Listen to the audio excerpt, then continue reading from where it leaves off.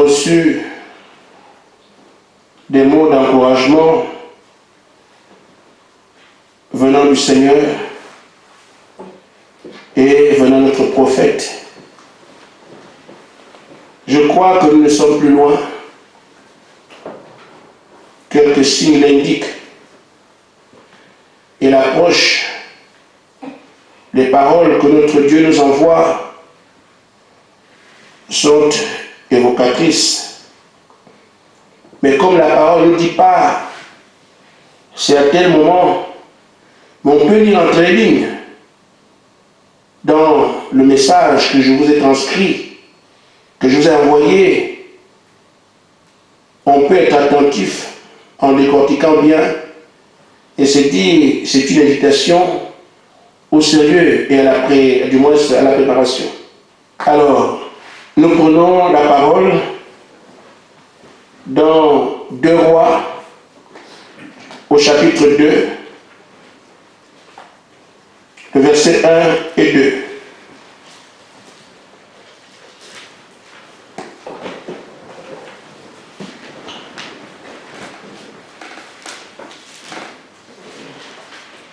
Maintenant, je suis obligé de ne plus donner la parole à quelqu'un, parce que je ne sais pas combien de temps ça prendra qu'il y ait un micro. Sinon, ce serait bien qu'on participe, que chacun puisse aussi lire. Lorsque l'Éternel fit monter Élie au ciel dans un tourbillon, Élie partit de Gilgal avec Élisée. Élie dit à Élisée, reste ici, je te prie, car l'Éternel m'envoie jusqu'à Bethel. Élisée répondit, l'Éternel est vivante, ton âme est vivante, je ne te quitterai point. Matthieu chapitre 16, 15, verset 21.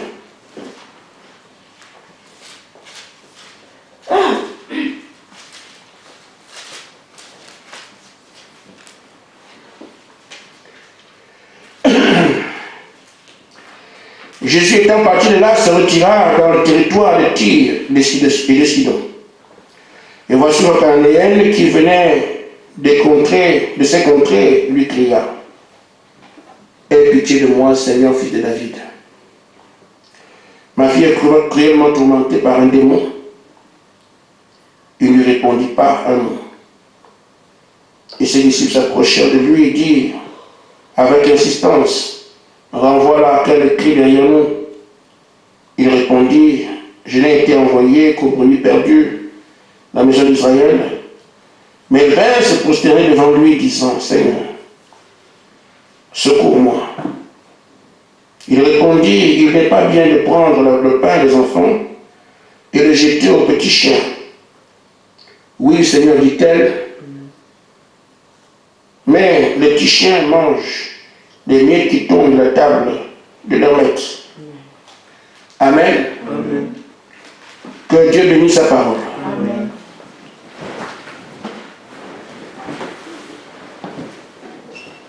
Ce que nous venons de lire n'est pas une parabole. C'est un fait. Une femme était dans un besoin. Elle a reconnu que Jésus était la solution à son problème. Elle a dit, quoi que je vive, quoi qu'on fasse de moi, quoi qu'on se moque de moi, je n'ai pas à regarder ces choses-là, elles ne me servent à rien. Mais la chose à considérer, c'est l'affirmation de mon besoin. Je veux que ma fille soit guérie. C'était ça la seule préoccupation de cette femme. Les injures, le mépris, tout ce qu'elle a pu endurer, elle n'entendait même pas la limite. Pourquoi? Elle avait un besoin, la liberté de sa fille. C'est ce qu'on appelle être tenace. Nous avons vu hier que quelqu'un qui est tenace est une personne qui ne pense même pas à l'échec dans la poursuite de son but. Qu'il y ait pleuve ou pas, pour lui c'est pareil. Parce qu'il est entêté, il est obstiné, il est acharné, il sait ce qu'il fait.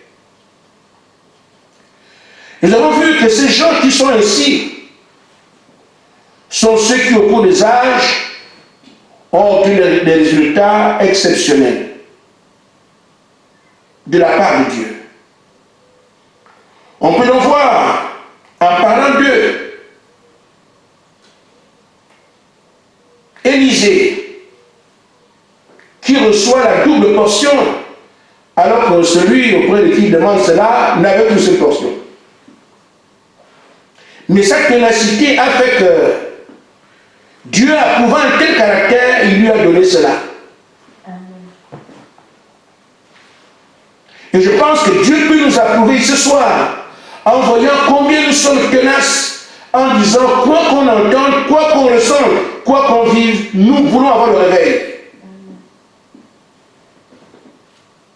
Il y a une Marthe qui a été tenace. Même si son frère est mort, elle dit, même s'il est mort, je sais que si demande quelque chose à Dieu, il t'accordera cela. Tenace dans sa foi. Elle a vu ça. Le corps a été recomposé. Parce que les élections, en ce temps-là, comme aujourd'hui, ne se font pas quand le corps est déjà pourri. C'est avant que la pourriture s'installe que la gestion a lieu. Mais ce cas-là était différent. Qu'est-ce qui a produit cela? La ténacité d'une femme. Nous avons vu qu'il y a une contrée où il y avait de la famine depuis plusieurs années, de par la terre. Mais une seule femme va continuer à manger comme s'il n'y avait rien. Pourquoi? Elle a été tenace. Même si elle voit la nourriture descendre, l'huile baisser et tout le reste, elle croit toujours qu'il y a un Dieu. Jusqu'à ce que le prophète dit, donne-moi le plus qu'il reste là, donne-moi ça. Elle donne encore croyant que Dieu est Dieu. Tenace. On a parlé de Pierre. Que cet homme, une fois qu'il a rencontré le Messie, pour lui tout était réglé. Laisser son métier, sa femme, son titre de pharisien, le grand prêtre, avec l'influence que ces gens avaient pour suivre Jésus. Tenace, voici un homme qui a reçu les clés du ciel. C'est à cela que nous sommes invités, tenant compte de nous sommes derrière quoi? Alors que les gens vont en combat, ils meurent. Nous sommes placés ici comme des hommes qui vont au combat, qui ne sont même pas blessés. Une exception, la seule de toute la création. Parce que même si Josué a eu la promesse, il compte quand même 36 morts. Mais vous n'en compterez même pas un seul. Ça nous indique qu'il faut en bas des gens qui sont tenaces. Parce que ceux de cette catégorie obtiennent ce type de résultats. Nous voyons frère, l'enlèvement va arriver. D'autres sont dans la tombe. Vous partez vivant debout. Vous ne connaissez pas la mort. Mais ces gens-là, qui sont-ils? Dieu les a placés ici. Mais il attend aussi que le caractère d'ici à cela, nous puissions le manifester. Des hommes et des femmes tenaces. Le diable a fait son travail pendant 6000 ans. Et nous sommes ceux qui lui disent c'est terminé. Il a tué, il a scié, il a humilié, il a fait tout à fait. Nous sommes là pour lui faire le rappel de tout ce qu'il a fait. En plus, le principal, c'est que nous sommes cette reine qui a la place la plus élevée. Il y a tellement de choses à dire qui nous indiquent, qui nous est recommandé d'être tenaces. Des gens qui n'acceptent pas le moindre échec. J'ai dit que j'en parlerai aujourd'hui pour vous dire pourquoi ces gens étaient ainsi. Je ne sais pas si on arrivera à parler de tous, parce que le temps est court. J'ai prévu, vu les éléments que j'avais, que ce message prendrait 3 jours. Mais je me rends compte qu'il pourrait prendre plus. Nous suivons la conduite de cet esprit. Alors, premièrement, qu'est-ce qui rend ces gens comme ça? Premièrement, c'était les croyants. Pas les soi-disant croyants, pas les gens sceptiques qui... Et on va voir. Des gens qui savaient que Dieu est Dieu. On n'abandonne pas tout pour rien. On ne s'engage pas à tout quitter comme ça pour rien. On ne donne pas son dernier gâteau pour rien. Il y avait quelque chose dans ces gens-là qui faisait qu'ils étaient à la hauteur. Amen. Et ça, on appelle ça l'élection. Amen. Ils avaient une foi d'élection. Et c'est pour ça que leurs noms sont restés pour nous servir de boussole aujourd'hui. Alors, quel est cet élu qui dira ce n'est pas possible? Qui tremblera aujourd'hui? Et ce qu'on découvre aussi avec eux tous, ce ne sont pas les apprentis sorciers. Ils ne découvrent pas Dieu au moins des événements. Ils avaient un passé avec Dieu. Faudra dire, dans la brochure persévérant, au paragraphe 15, il y a 3 parties. Avant que vous ne puissiez être tenace, il vous faut avoir la foi dans ce que vous cherchez à réaliser. Si vous ne croyez pas ce que vous faites, ce n'est même pas la peine. Il dit, si vous n'avez pas la foi, vous ne serez jamais tenace. C'est parce que ces gens croyaient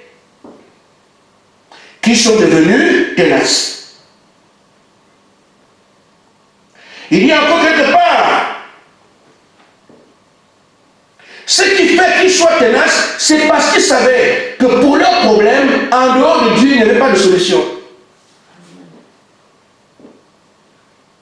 Comme on peut dire, si je rate encore là, je trouverai ça où? Nous sommes dispersés. On a un problème, on consulte un homme, on consulte un frère, on consulte ici. C'est pour ça qu'on n'est pas tenace. Parce que toutes les voies viennent nous embrouiller. Mais quelqu'un qui ne compte que sur Dieu, qui sait que si j'échoue avec Dieu, il n'y a pas de solution, ne peut pas ne pas être tenace. Parce qu'il sait que là, ça devient pour moi une question de vie ou de mort. Si Dieu me lâche, ça n'est plus de moi. Il comptait sur Dieu et Dieu seul. C'est ça qui rend tenace. Parce que si vous avez des appuis, plus d'un appui, aucun appui n'a vraiment de la valeur. Parce que si j'échoue ici, je compte encore sur ça. J'échoue, je compte encore. Mais il n'était pas comme ça. Aujourd'hui, il y a un frère qui m'avait dit, quand je me fais Loïc, qu'on allait à Bar-le-Duc, quand certains nous avaient abandonnés il y a des années, il me fait, et toi tu ne pars pas. Il m'a dit que ceux qui partent, ils savent où ils vont. Mais moi, si je pars, je vais où? Je me suis tué. C'est un enfant, il a de mes enfants. Mais la réponse était claire. Donc quand les gens ont d'espoir, ils ne peuvent pas être tenaces. Aujourd'hui, nous sommes ici parce que Dieu nous a appelés à recevoir la vie dans un réveil. Mais maintenant, qu'est-ce qui peut faire que je lâche prise, que je ne puisse plus continuer? Il faut une autre voix quelque part qui m'attire et qui aura un meilleur écho que celui que donnent les prédications qu'on a ici.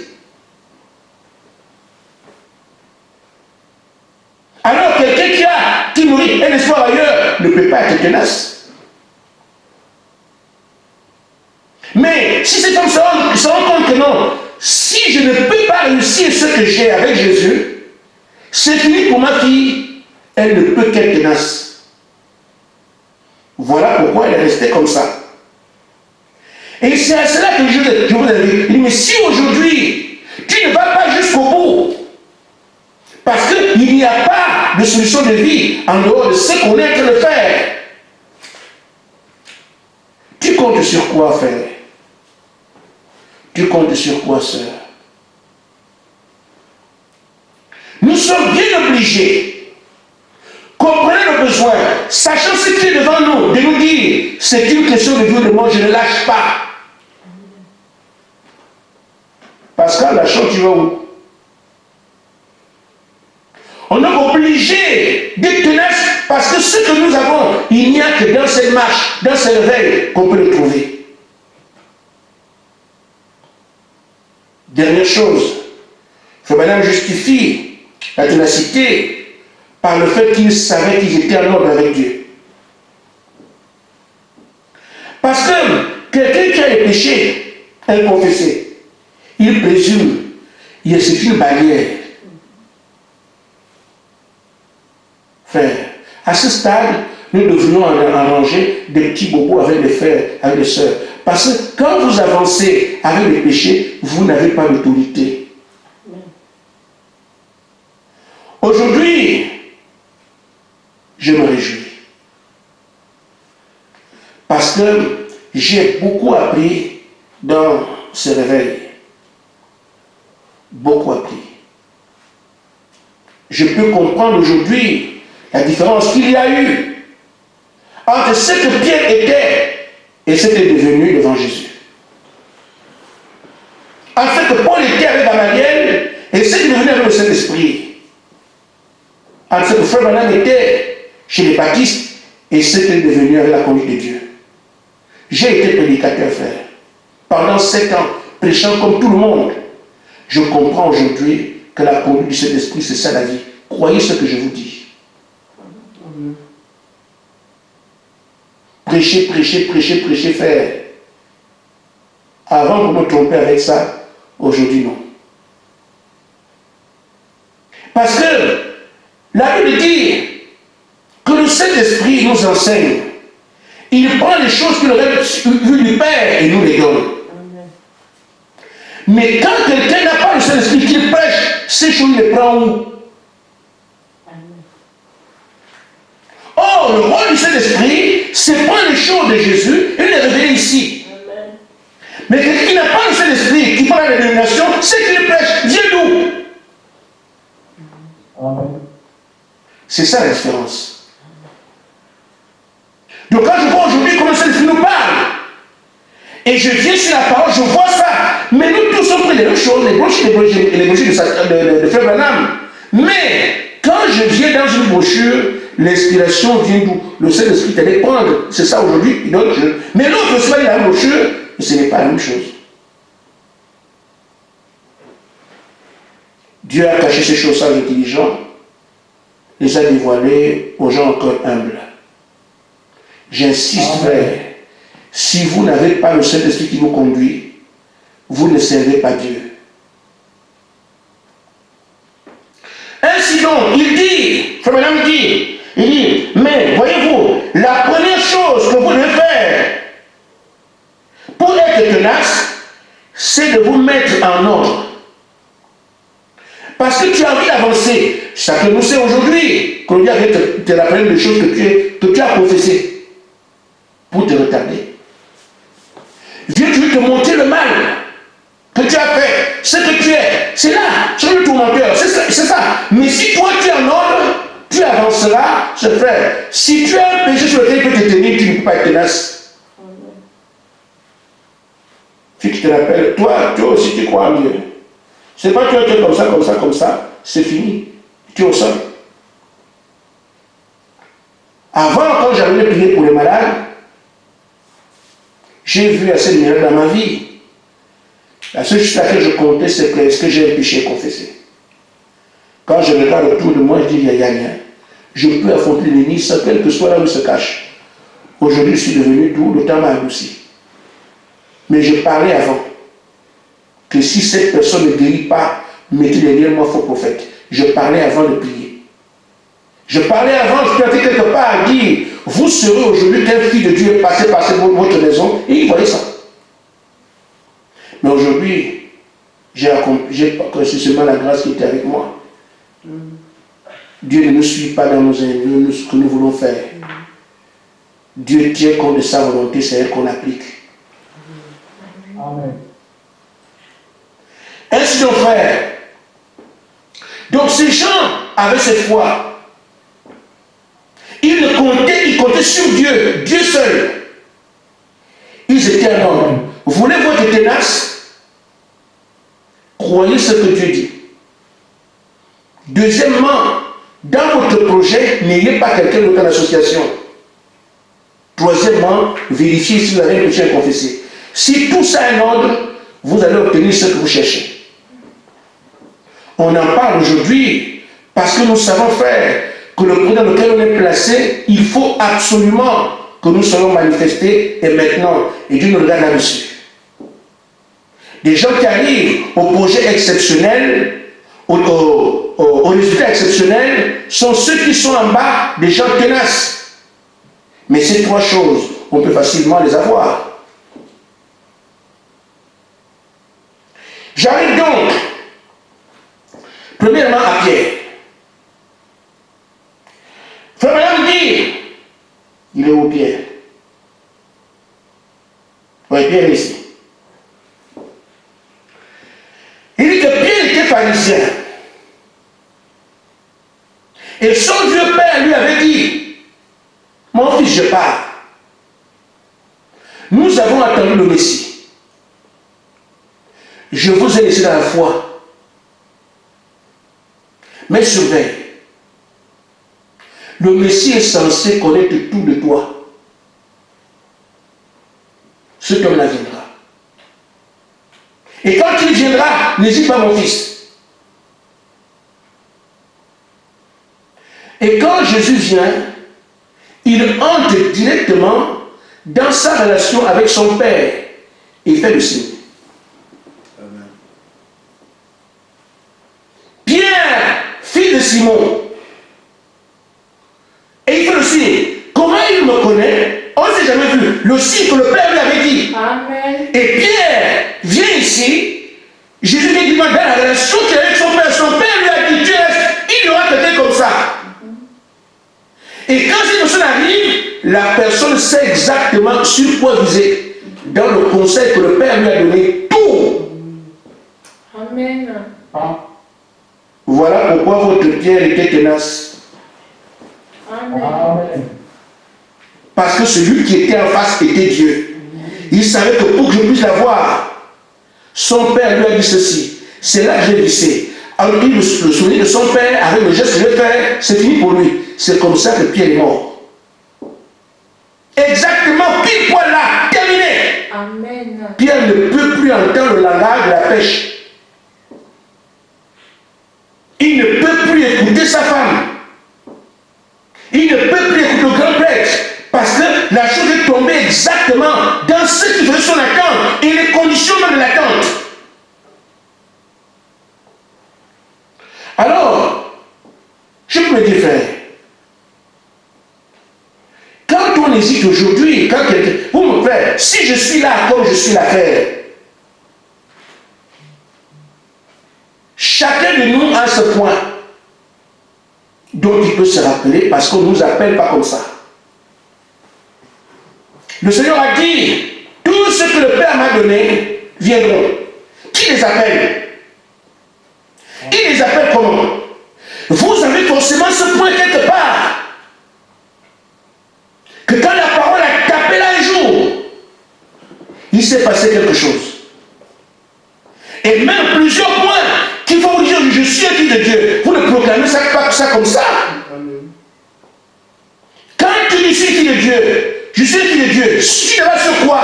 C'est justement là-dessus. Sur ce qu'il a tapé un jour qu'il connaissait avant qu'il y ait monde. Je vais l'appeler comme ça en frappant ici. Et quand il a frappé là, peut-être 2 ou 3 fois, ou à 3 endroits différents, c'est ça que toi tu proclames devant les gens, je suis un fils de Dieu. Je suis un fils de Dieu. C'est justement ça qui doit faire que tu sois tenace. Parce que à toi, fils de Dieu, aujourd'hui, il est proclamé une manifestation. Ton temps est arrivé. Ce qu'il a fait avec Pierre, c'est ce qu'il a fait avec toi. C'est ce qu'il fait avec chacun de nous. Il nous dit, regardez votre passé. Païen croyant. Il y a toujours un point sur lequel il frappe pour que quelque chose bouge en toi. Ça doit être ce sur quoi tu t'appuies. Pour dire non, ce réveil c'est pour moi. Et tu avances. Ça, c'est le cas de Pierre. Parce qu'on a dit, on va voir ce qui a fait que ces gens-là soient aussi tenaces, aussi déterminés. Mais qu'est-ce qu'ils ont fait? Je viens à la veuve, la Sunamite. Frère Madame dit, c'est une croyante. Des choses celles que vous connaissez vous aussi, en tant que croyant. C'est une croyante. Elle savait que si elle demandait à Dieu de nourrir, Dieu pouvait faire n'importe quoi, me créer, pourvu qu'elle vive. Parce que si Dieu répond à ta prière, c'est lui qui choisit le comment le faire. Mais elle savait que Dieu, étant Dieu, quand je demande, je veux manger, ça veut dire quoi? Dieu lui est capable de pouvoir, par le moyen qu'il choisira, ce que moi je veux. Et curieusement, Dieu envoie un homme, le prophète. Et elle est revenue alors sur la position que Dieu a choisie. Un homme, le prophète. Et frère Madame dit, cette femme savait que le prophète et la parole sont la même chose. Et comme la parole a crié au commencement, et que la parole est là, la chose sera créée. C'est ça. Je vais lire. Frère Madame dit, elle savait que c'était la parole de Dieu. Dieu lui a envoyé la parole. Et comme la parole venait au prophète, que le prophète est là, aussitôt qu'elle a vu cela, elle savait que la parole ne peut faillir. Parce que la parole, le prophète c'est la parole. Comme Dieu m'a envoyé la parole, c'est certain. Même s'il lui a donné moi 3 papiers, il lui donne tout. Parce qu'elle savait que le prophète et la parole sont la même chose. Et comme la parole a créé au commencement, la parole peut encore créer. C'est cette foi qui a fait que ce qu'elle croyait se manifeste. Et on a vécu la création. L'huile ne manquait pas. La farine ne manquait pas. C'est l'approche, ce que la femme croyait par rapport à son Dieu. Il dit qu'un homme qui vient, c'est un prophète. Un prophète de la parole. Mais la parole a tous les acquis. En tout cas, même si le monsieur dit qu'il mange tout, moi je sais que j'ai déjà la parole devant moi, la parole peut tout faire. C'est ça que frère Madame explique sur l'encre de cette femme. Mais maintenant, frère, nous sommes ici, nous avons les promesses de la parole, et nous croyons quand même qu'elle peut faillir. C'est pour ça qu'on peut s'imaginer, on n'a pas la paix, on n'est pas au repos, parce qu'on pense que peut-être le réveil n'aura pas mieux de faire. La parole a dit, une parole prophétique.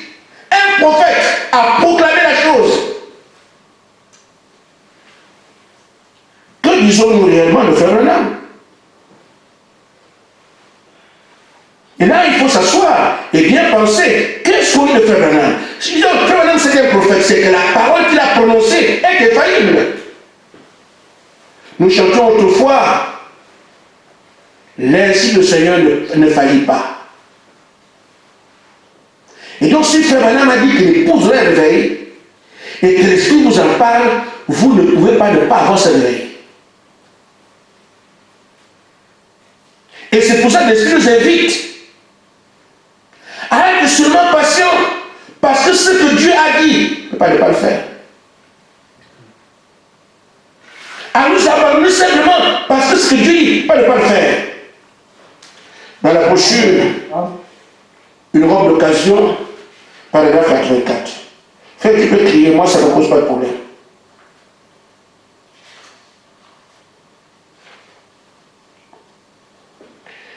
Il dit, Dieu fait une promesse, gardez vos yeux fixés sur la promesse. Amen. Dieu l'a dit, ça règle le problème, c'est tout, Dieu l'a dit, c'est tout. Un point, c'est tout. Si Dieu l'a dit, Dieu est capable de tenir sa promesse, sinon il ne l'aurait pas faite. Amen. Amen. Voilà où nous en sommes. Ils étaient tenaces parce qu'ils comprenaient Dieu c'est qui. La femme est restée tenace, acceptant comment son gâteau, parce qu'elle savait que ça c'est la parole qui est devant moi. Et la parole peut tout. Frère, c'est ça qui donne le repos à ce genre de personnes. Quand vous me voyez me moquer du diable, je suis fait de chair. Il peut faire tout ce qu'il veut de moi, parce que c'est à Dieu. Mais je ne le crains même pas un peu. Pourquoi? Je connais mon Dieu. C'est cet appui qui fait que je me moque du diable publiquement et il le sait. La ténacité d'un croyant part du rapport qu'il a avec son Dieu. Mais on ne peut pas continuer à dire Dieu est tout puissant sans s'appuyer dessus.